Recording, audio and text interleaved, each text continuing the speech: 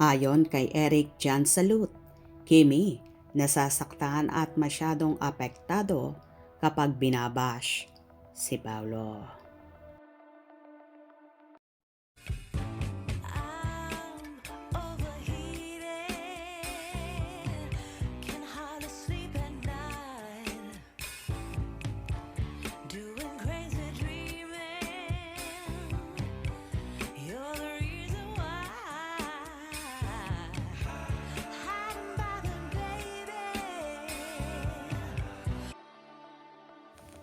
Maraming fanay ang nagagalit at nag-aalsa balutan sa tambalan ni Paolo Avellino at Nadine Lustre, kung saan kasalukuyang nasa Paris ang dalawa para sa shooting ng gagawin nilang pelikula na tatagal nga ng 1 buwan doon.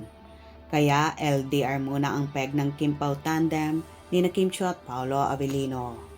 Kamakailan nga ay nag-live si Eric Jan Salud regarding sa project ni Paulo at Nadine at pilit na pinapakalma ang buong Kim Pao Ladya. Naayon pa nga kay Sir Eric na masyado daw apektado at nasasaktan si Kimi kapag binabash ang aktor, na dapat daw ay unawain ng mga supporters na trabaho lang ito at walang personalan. Sinasabi din na kung mahal daw nila ang Kim Pao, dapat daw ay suportahan nila ang dalawa kahit hindi sila ang magkatambal sa mga gagawing proyekto.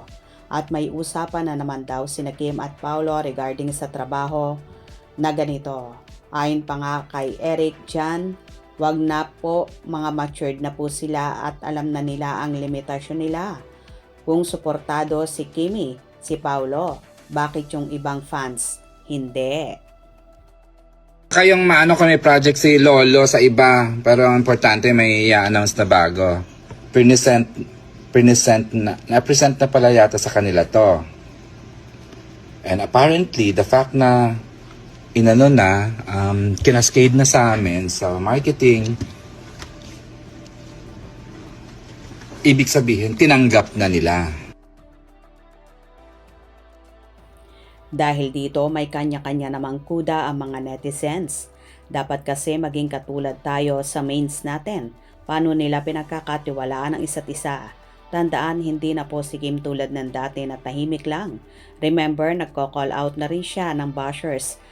At as much as possible, ayaw niya ng binabash ang partner at mga kasama sa trabaho. May mga trust issues kasi itong mga ibang fans. Oo nga, dapat support tayo palagi. Tinanggap nila yan pero may usapan yan sila.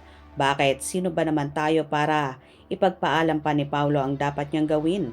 Mga artista, ang Kim Pao at parte yan ng kanilang buhay, artista. Ang magtrabaho at hindi maaring hindi nila tuparin ang kanilang obligasyon, lalo na at may pinermahang kontrata sila.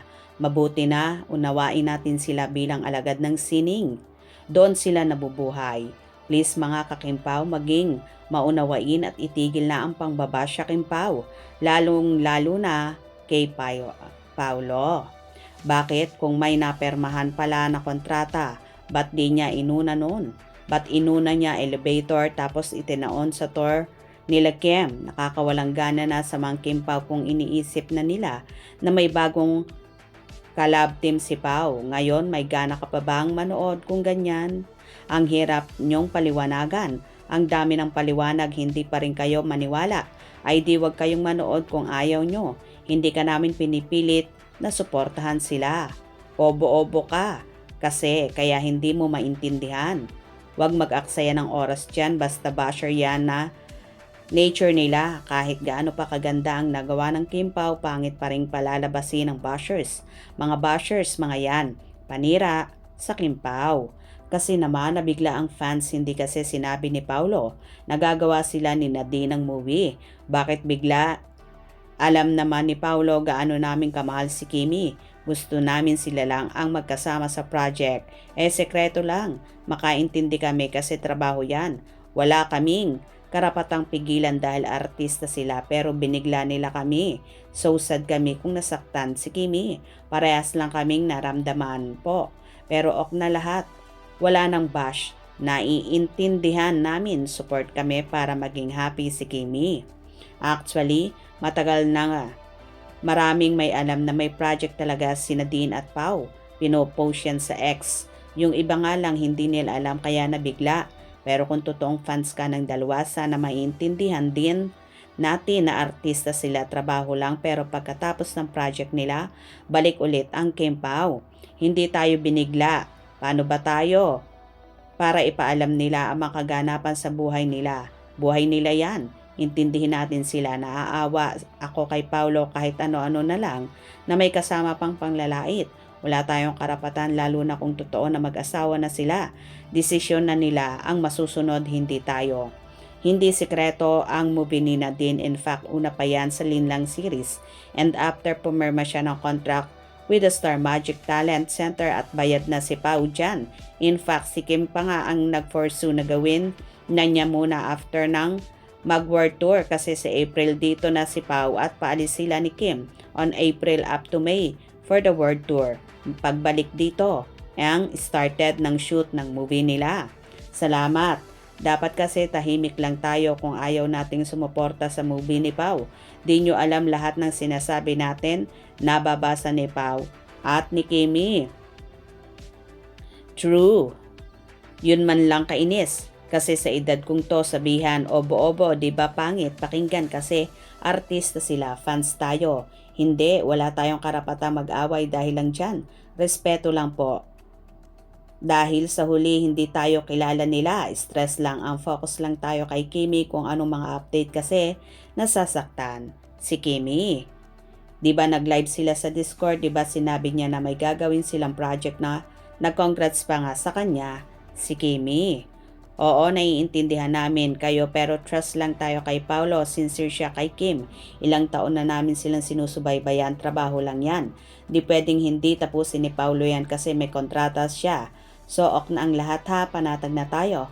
Wag nang i-bash ang actor. Let's keep supporting Paulo like we did in Elevator. Kung totoong pagmamahal nyo kay Kimi, unawain nyo, hindi sila robot. Lahat ng gusto natin ay masusunod. Maghasik tayo ng kabutihan na kay Paulo yan kung gagawa siya ng ikasasama nila ni Kimi. Fan ni Kimi noon. Panauunawaan ko ngayon. Kaya God bless sa ating lahat lalo na ang fans na mga Kim Pao seniors. O diba? Kaloka. At kung ano-ano na lang ang ibinabato kay Paulo dahil nga sa magiging proyektong ito nina Paulo at Nadine. Pero mas lamang pa rin ang ibang Kim Pao na unawain at ganun din naman si Eric Chan Salud na dapat daw ay unawain at suportahan pa rin ang Kim Pao kahit hindi sila ang magkasama sa tambalan. Kung mahal nyo ang Kim Pao, dapat suportahan nyo kahit hindi sila ang magkasama sa mga gagawing proyekto. Kayo, ano ang takedown nyo sa issue na ito? Hope you enjoyed. Please subscribe for more info.